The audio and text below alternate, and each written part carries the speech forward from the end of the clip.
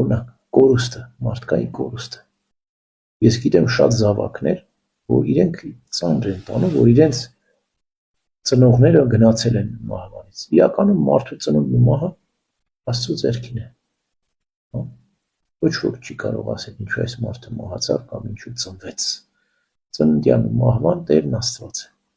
Շատ կարևոր է, որ մարդը ինքն իրեն էլ ների, որտեղ այդ ներհավատության մեջ Աստծո ներհավատությունը կտեսնի։ Տեսեք, Պետրոսն ուրացավ Քրիստոսին,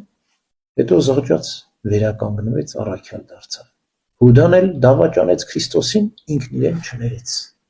գնաց կախվեց, ասեց արդարարյուն թափեցի։ Այսինքն ես ինձ չեմ ներում, չսպասեց,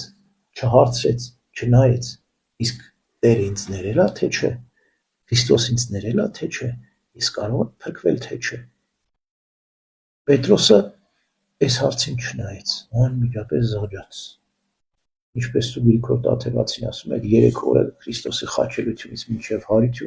հարություն ողբաց լացեց, նստեց մի փոսի մեջ արծարծվում էր։ Եվ երբ Հովհաննեսը եկավ, արդեն տեսավ Քրիստոսի փրկությունը։ Այսինքն աստվածային ներողամտության դուռը բացվում է անձնական ներողամտության։ Մենք այդ խորը զղջումն էլ իմաստուն ձևով պետք է ունենք։ Զղջման մեջ ողորմության դուռը պետք է թողնենք։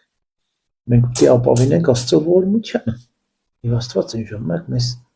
արագ է ներում, ինչպես յուրաքանչյուր ծնող, երբ որ իր զավակին պատժում է, անմիջապես գրկում է, արտասվում է, ուզում է ուղղել, առավել եւս ասում է, եթե դուք չար եք եւ գիտեք ձեր զավակներին բարին անել, որչափ եւս առավել ձեր երկնավոր հայրը բարիք կանի զավակներին։ Ուրեմն մենք լավ պետք է ճանաչենք մեր բարեկամին։ Մեր բարեկամը մեր խիղճն է։